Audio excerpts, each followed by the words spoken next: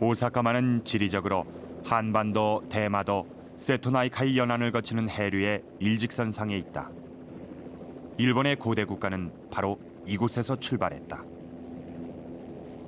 이집트의 피라밋을 능가하는 세계 최대의 고분인 인덕릉은 오사카만에 인접해 있었다. 무령왕릉의 발굴로 역사 속에서 새로운 위치를 찾기 시작한 인덕릉. 이곳에서부터 해결의 실마리를 찾아보기로 하자.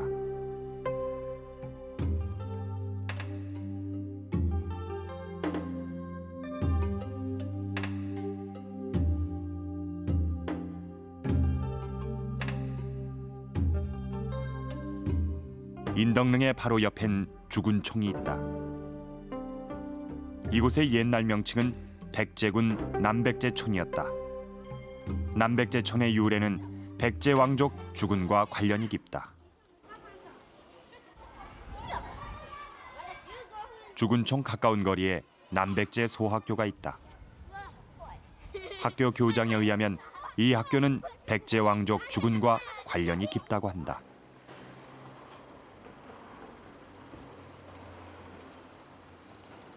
또한 이 일대를 가로지르는 다리에도 백제대교라는 이름이 붙여져 있다.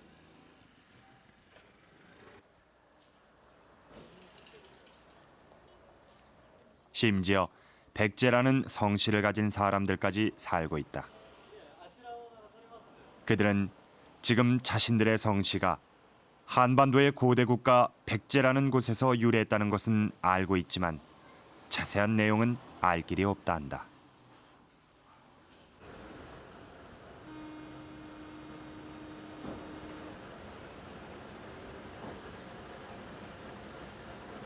이곳 오사카에는 한국에도 없는 백제역이 현존하고 있다.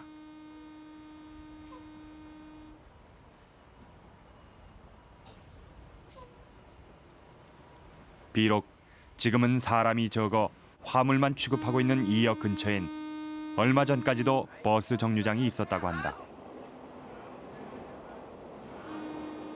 현재도 이곳 오사카엔 한국인들만 모아놓아도 하나의 시가 되고 남을 정도로 많은 한국인들이 거주하고 있다.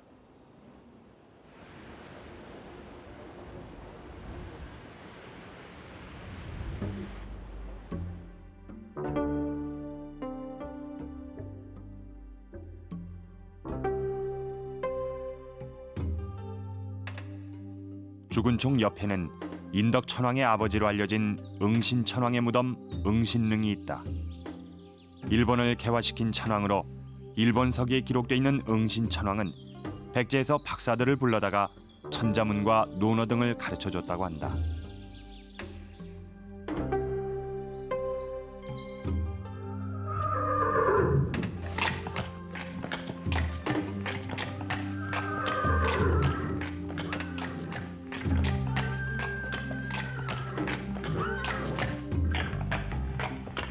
이것은 응신릉 대총에서 나온 말 한 장이다. 고대 일본엔 말이 없었다.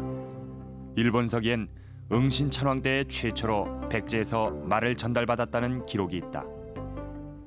応神天皇の時代は5世紀末から6世紀初めと見られますが、この時代には蘇我氏や大和の綾氏、秦氏などの百済系種族が多数倭国に渡来しました。彼らは優秀な土木、農業、製鉄技術をもたらし、また文字をもたらしました。彼らは河内や大和の平野などを開拓し、農業を盛んにしました。応神天皇の時代にこのようなことがあったことは、応神天皇と百済の強い結びつきを示しております。また応神天皇の領である本田山古墳の周辺には船氏や飛鳥部氏などの有力な種族が居住していました。船氏は百済の王族の子孫ですし、飛鳥部氏も百済の王族本紀王の子孫です。彼らは本田山古墳を守るような形で居住していたわけです。 인덕천왕의 아버지의 무덤으로 알려진 응신릉 일대는 위치상으로도 매우 중요한 지역이다.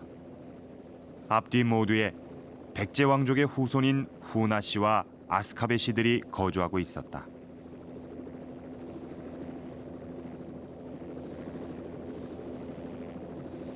어째서 일본 천왕릉의 주변에 백제계 세력들이 포진하고 있었던 것일까? 역사의 수수께끼가 아닐 수 없다.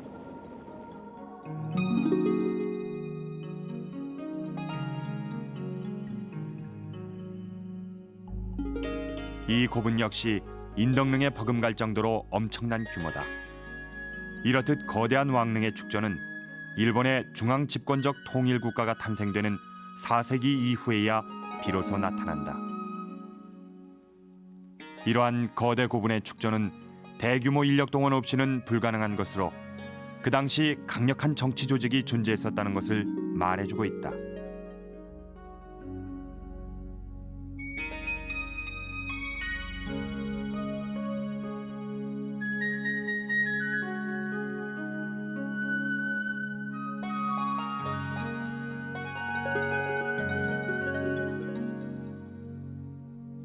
백제계 세력들이 포진하고 있던 평야지대를 지나면 조금 높은 구릉지대에 아스카베 시들의 무덤인 아스카베 천총이 있다. 한때는 상당히 많은 수였지만 지금은 모두 파괴돼 11기만 남아있을 뿐이라고 한다.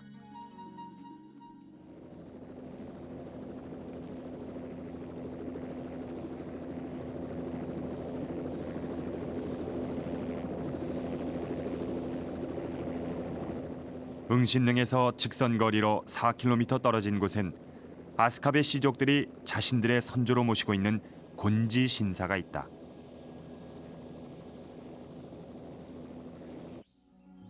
일명 아스카베 신사라고도 불리는 이 신사의 안내간판엔 백제계인 아스카베 노미야스코 일족의 조상인 백제 곤지왕을 제신으로 모시고 있다고 쓰여져 있다.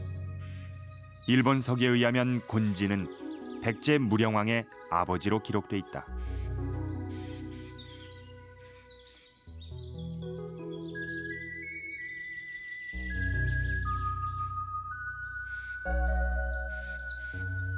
직선 거리로 4km밖에 되지 않는 응신릉에서 곤지신사까지의 일대는 백제계 세력들의 무덤과 유적, 그리고 유물들이 남아있다.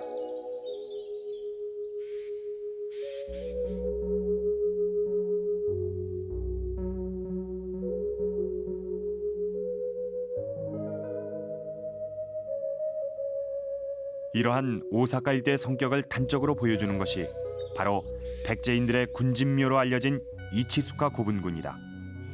조영년대는 인덕릉과 비슷한 5세기 말에 시작돼 7세기 초까지 이어진 것으로 알려져 있다.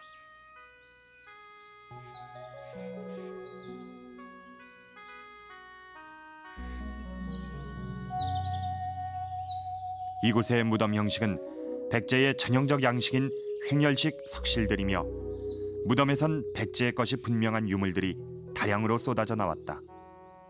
이때부터 일본에서도 백제가 고고학적으로 대단한 주목을 받게 된다. 거기가 바로 이치스카 고분군이라고 하는 백제 양식의 이 횡행식 석실이 아주 많이 발견이 됐습니다. 이건 바로 일본이 고도 성장기에 들어가던 1970년대 중엽에 그 일대를 주택 개발을 하기 위해서 아주 파괴를 많이 했습니다.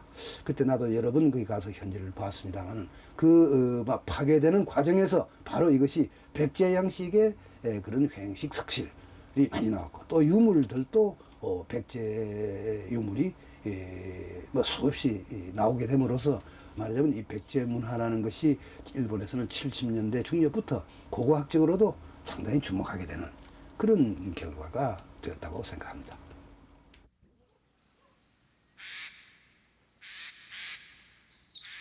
이치스카 고분군 정상에서 내려다보는 오사카의 전경은 매우 인상적이다. 이곳에선 초기 일본 고대 국가의 기틀을 잡았던 최초의 발상지가 한눈에 들어온다.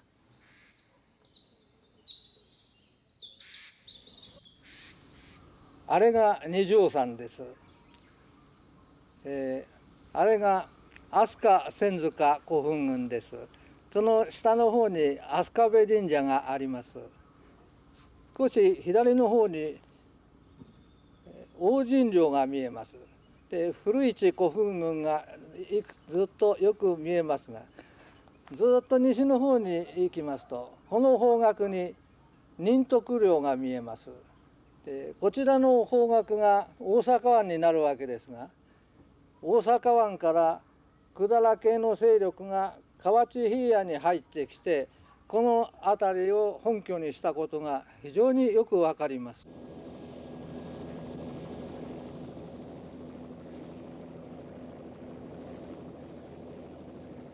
고대 일본의 기틀이 된 오사카에서 이상산을 넘으니 바로 아스카다.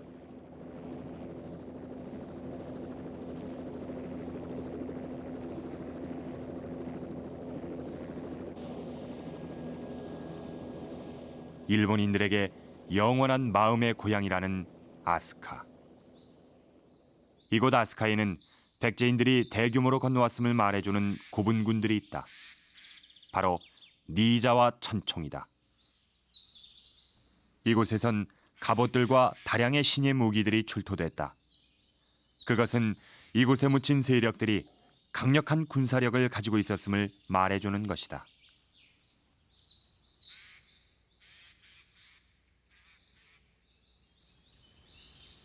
독을당하기 전엔 그 수를 헤아릴 수 없을 정도였지만 현재 남아있는 것은 588기로 아직 대부분이 미발굴 상태다.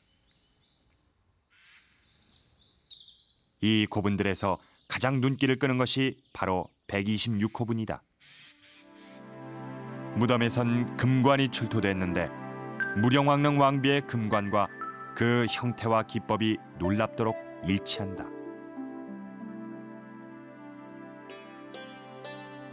또한 무령왕릉에서 출토된 것과 아주 유사한 청동다리미도 출토됐다.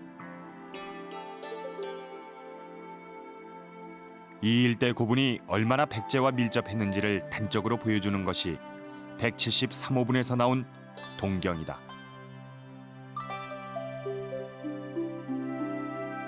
이 동경의 문양은 무령왕의 의자손 수대경과 일치한다. 그러다가 1971년 7월에 백제 공주에서 문영왕릉이 발견됨으로써 특히 그중 왕비의 머리 부분에서 나오는 그 금장식품 그리고 발 부분에서 나온 다리비 이런 것을 종합해 볼 때 니자 천총 126호는 아마 이 주인공이 여성이라는 것을 대체로 확정을 할 수 있었고 둘째로는 백제에서 건너온 여성인데 이름도 모르고 혹은 어떤 지위에 있었는가를 알 수는 없지만은 백제의 아주 그 신분이 높은 여성이 일본에 와서 백제 양식에 의한 그 목관에 매장된 여성이다. 이렇게 확정할 수 있는 거로 되었습니다.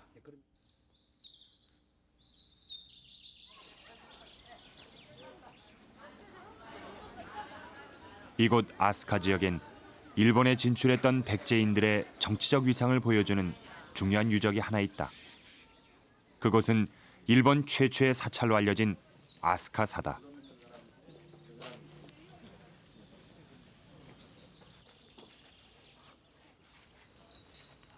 이 아스카사를 건립한 사람은 천황을 능가하는 권력을 가졌다는 백제계 권력자 소아마자였다.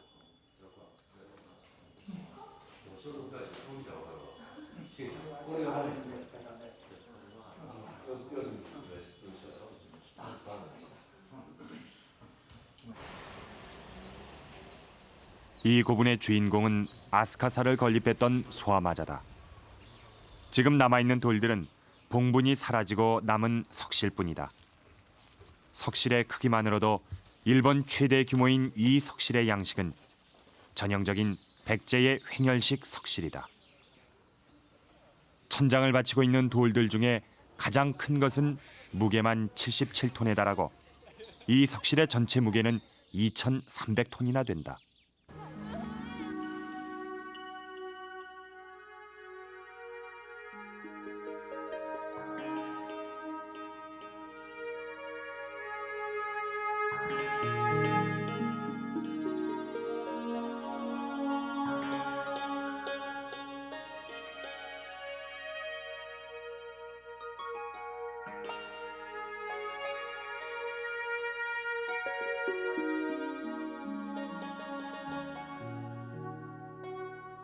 이 무덤의 주인공인 소아마자는 아스카 시대를 열고 일본 서기의 기조서가 된 천황기와 국기라는 일본의 역사서를 쓰기도 했다.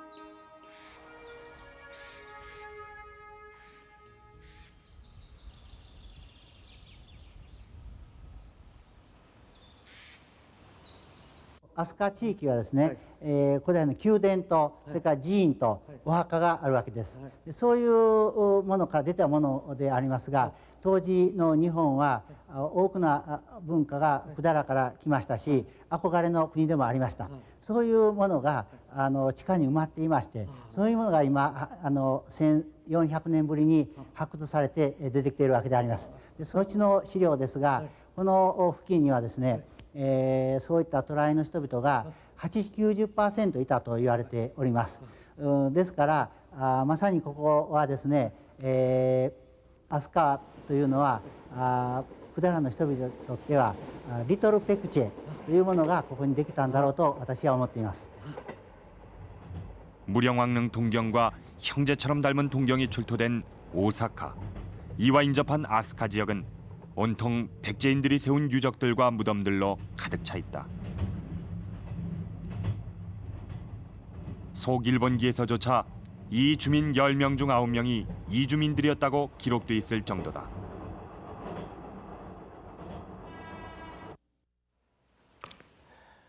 일본 고대 왕조의 발상지였던 이곳 오사카 나라 지방에 있는 유적과 유물들은 대부분 5세기 말 이후에 만들어졌습니다. 그런데 그것들은 하나같이 모두 백제인들과 직간접적으로 연관이 되어 있습니다. 세계 최대 고분인 인덕릉이 만들어진 것도 바로 이 시기였습니다.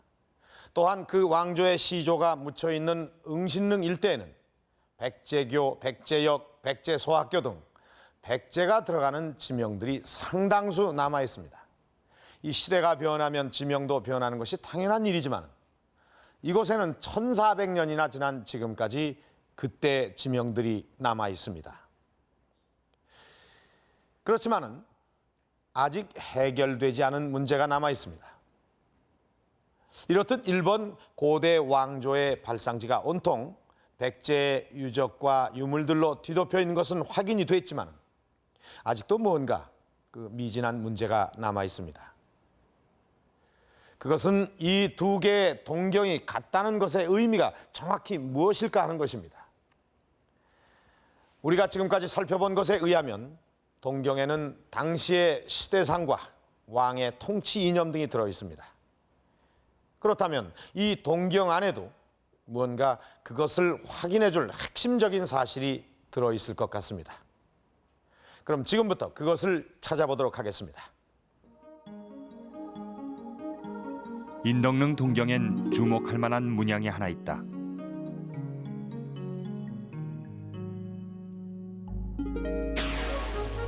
바로 태양의 중심에 산다는 세 발 달린 새다.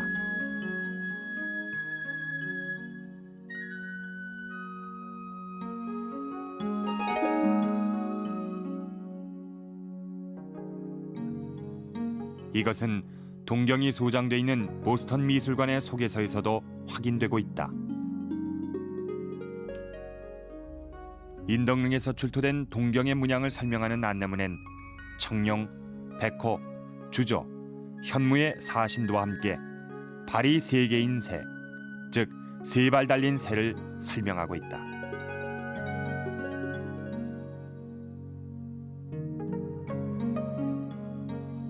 일본 최초의 신화적인 천황입니다만 신무천황이 있습니다. 이 사람이 정복전장을 했을 때 고생을 많이 하는데 그 천황의 화루의 위에다 새 한 마리가 앉아가지고 그것이 길이잡이를 해가지고 그 전장을 승리를 이끌었다는 얘기가 있어요. 그와 같이 새는 길조이고 매우 천황과하고 깊은 관련이 있습니다. 운신천황의 일본 이름도 오사상이놈이고 또 다시 말하자면 새우 이름을 따고 있어요. 이와 같이 천황가에서는 각조의 시대마다의 새가 등장합니다. 가장 그 고대 국가를 완성하게 만드는 천무천황이 죽을 때도 그때 주조라고 해서 죽었고 그 다음 해부터는 이 연호를 주조로 삼았었죠. 이와 같이 일본 천황가하고 새우 관계는 매우 깊은 관련이 있습니다. 그러나 무령왕의 동경에선 부식되어 잘 보이지 않는다. 그래서 다른 유물을 통해 그것을 확인해 보기로 했다. 이것은 왕의 뒷머리에 꽂혀 있었던 금제 뒷꽂이다. 얼핏 보면 단순히 삼각형 문양처럼 보이지만 실제로는 세 발 달린 새의 형상을 하고 있다. 또한 무령왕릉에선 왕과 왕비의 것으로 보이는 두 켤레의 금동제 신발이 발견됐다. 그런데 그중 왕의 발 쪽에 놓여 있던 신발에선 세 발 달린 새들이 여러 마리가 발견된다. 육각형의 구간무늬엔 세 발 달린 새가 각각 한 마리씩 들어있다. 그뿐이 아니라 거울과 함께 왕권을 상징하는 무령왕의 환두대도에서도 금동제 신발에서와 똑같은 모양의 새가 새겨져 있다.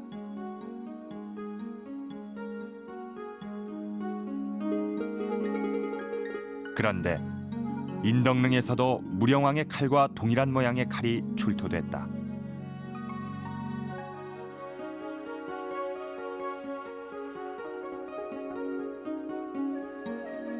손잡이의 양쪽엔 무령왕의 칼과 마찬가지로 위아래로 모두 새가 투각돼 있다.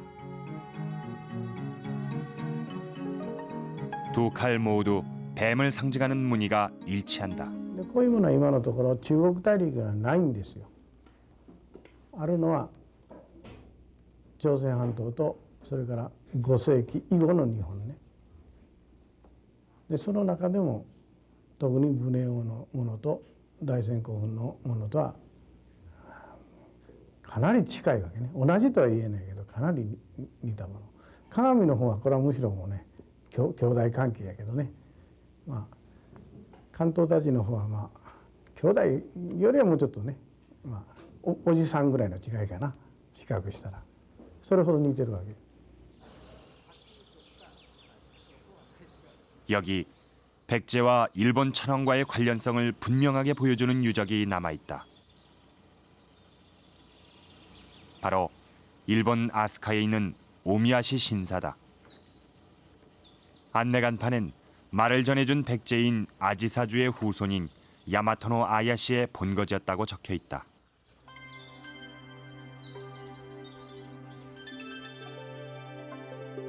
뒤편에 있는 9층 석탑은 백제의 양식을 그대로 간직하고 있다.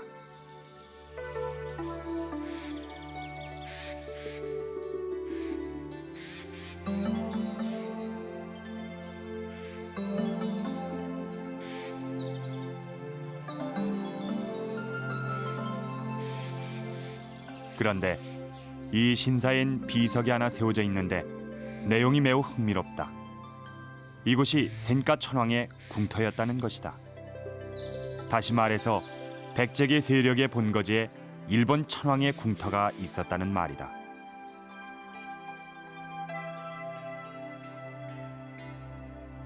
백제계와 천황과의 관련성을 더욱 분명히 해주는 유적이 있다.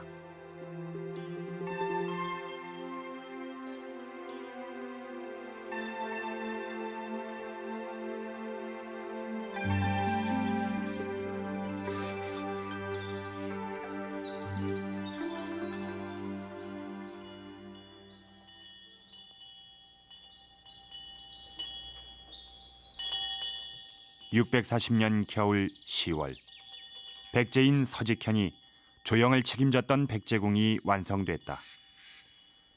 거처를 옮긴 서명천황은 이듬해 겨울 그곳에서 세상을 떠났다. 이에 조정에선 궁 북쪽에 빈 궁을 지어 천황의 죽음을 애도했다. 사람들은 이 궁을 백제의 대빈이라 불렀다고 한다.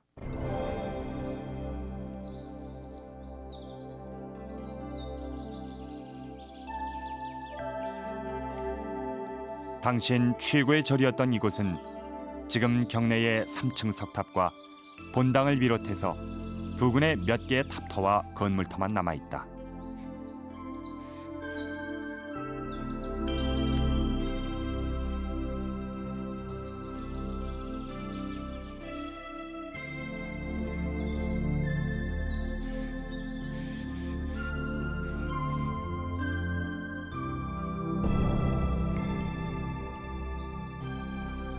백제천이 흐르는 땅에서 백제인이 세운 백제궁에 살다가 죽어선 백제대빈에 안치된 서명천황. 우리는 그를 어떻게 보아야 할까? 참으로 궁금하지 않을 수 없다.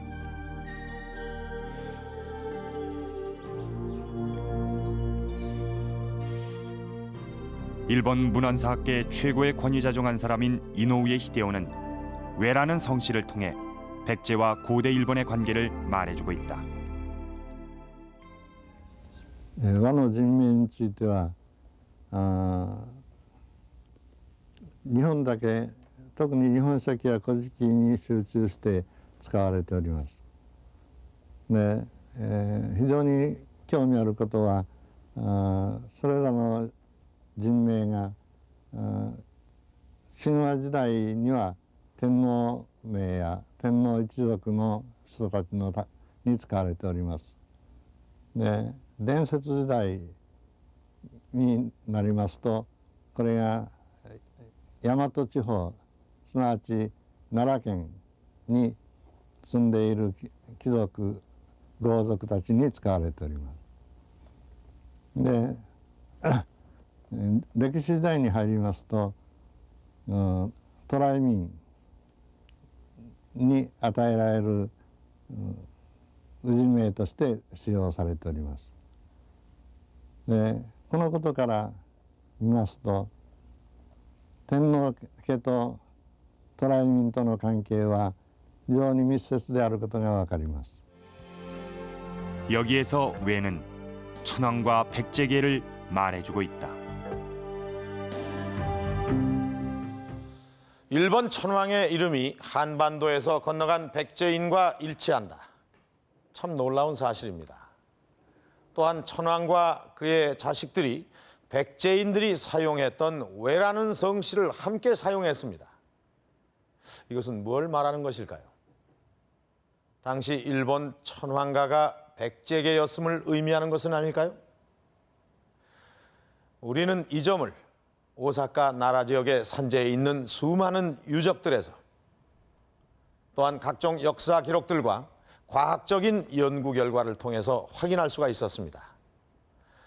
이렇듯 무령왕릉의 동경에는 많은 비밀이 담겨 있습니다. 오늘 우리는 이 동경을 통해서 일본 천황가가 백제계였음을 추정했습니다. 이것을 우리에게 가르쳐 준 것이 바로 이 동경입니다.